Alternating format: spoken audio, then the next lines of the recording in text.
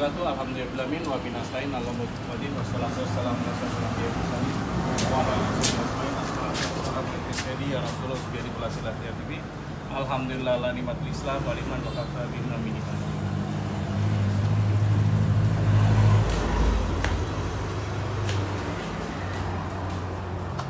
Oke sob, mungkin saya telepon beberapa rekan saya mungkin yang cukup banyak yang pusing, stres ketika menghadapi COVID ini, corona ini. Karena yang stres bukan hanya orang yang kecil, tapi pengusaha menengah dan pengusaha besar malah tambah stres. Dan faktor stres yang saya tadi ngobrol dengan GM saya, kok alhamdulillah ya kita malah tenang aja gitu. Jadi ketika orang-orang pada stres, hadapi tekanan segala macam-macam, saya malah dengan GM saya malah tenang gitu. Tidak seperti dulu ketika karyawan saya banyak atau ketika saya lebih hebat gitu. Kenapa ya? Kalau dulu masalahnya nggak seberat ini. Satu, ternyata ada satu hal yang saya lakukan dan ini mudah-mudahan jadi pembelajaran bagi Anda semua. Satu hal yang paling bagus adalah pertama gini, saya hanya mengerjakan pekerjaan-pekerjaan yang uangnya jelas. Uangnya jelas itu di bawah 500 juta biasa proyeknya. Kalau dulu kan kerjaan di atas 1M, 2M, 5M, 10M gitu. Malah pernah sampai 1 juta US gitu. 100.000 US tuh, segala macam-macam. Dan itu membuat kita pusing sob.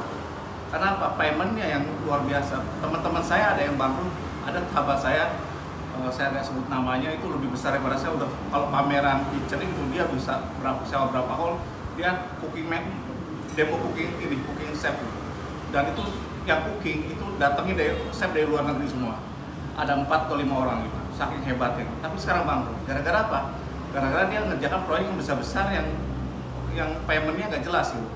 Kadang-kadang ada kalau satu macet ya masalah, tapi kalau ada 2-3 macet itu luar biasa gitu. Jadi sedangkan dia akhirnya dikejar-kejar oleh si suppliernya. Kita uangnya macet di proyek, sedangkan kadang-kadang kan owner proyek juga ada yang nakal ya, sistem paymentnya gitu. Jadi sangat sulit keluar uangnya saling tarik-tarikan padahal barang dari sana gitu. Dan akhirnya dia dikejar-kejar supplier, akhirnya dia kabur. Jadi intinya itu. Dan sekarang kenapa saya nggak stres?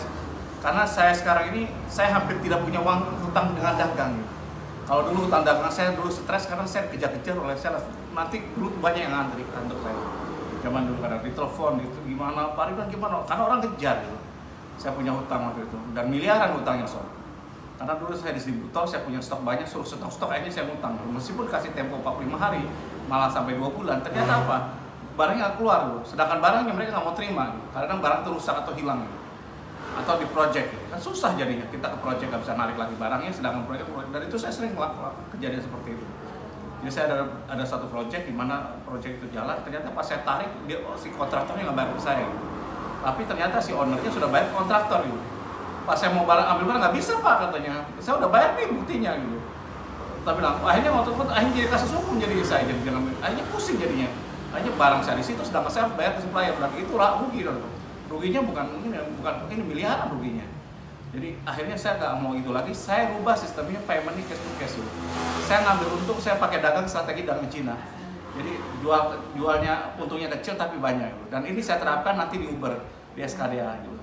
Jadi kita ngundang supplier segala macam, cuma paymentnya kita cash to cash semua. Saya ke supplier cash, ke supplier atau konsumen ke saya juga cash, atau ke Anda cash, Anda ke saya juga cash. Jadi kita ngambil untuk kecil tapi banyak bos. Dan kenapa saya tidak stres sekarang? Karena memang salah satunya adalah tekanan hutang.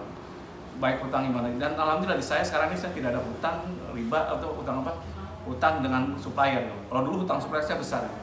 Yang saya tinggal ada sisa hutang riba di bank itu pun alhamdulillah selesai salah satu.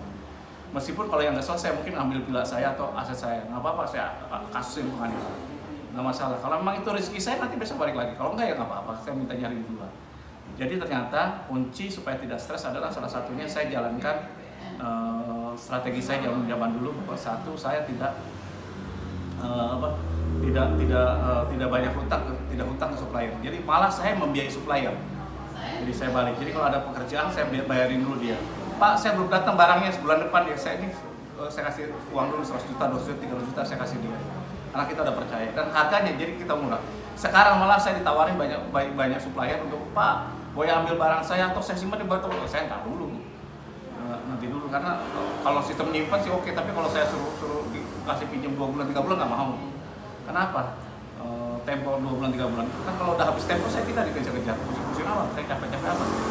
Lebih baik saya sekarang ini ada barang, ketika barang contoh saya barang ini gitu ya, ketika barang ini nggak untuk saya laku, baru saya beli lagi. Kalau enggak ya udah stoknya segini aja. Saya tidak mau stok yang gede-gede. Sedangkan sahabat saya sekarang ini beberapa strategi sahabat saya untuk gede-gedean stoknya sampai 2 gudang 3 gudang penuh, ada 10 miliar nih stoknya. Pusing, saya udah ngalami itu, saya nggak mau lagi stok terlalu banyak. Stoknya cukup untuk saya bisa bertahan 2 tahun gitu. Jadi contoh stok barang ini kalau saya nggak ada kerjaan lagi ya, jual barang ya, kalau saya nggak bisa beli ya itu pakai untuk operasional, sehingga apa? Karyawan meskipun minim ya, dapat yang minimum requirement ya nggak apa-apa, kita terima dulu. Jadi kita masih bisa hidup. Jangan sampai kita tutup sekarang ini, yang penting bisa jalan. Demikian dari saya, kalau salah banyak salahnya, kalau kurang banyak kurangnya, wabillahi taufiq wal hidayah. Wassalamualaikum warahmatullahi wabarakatuh.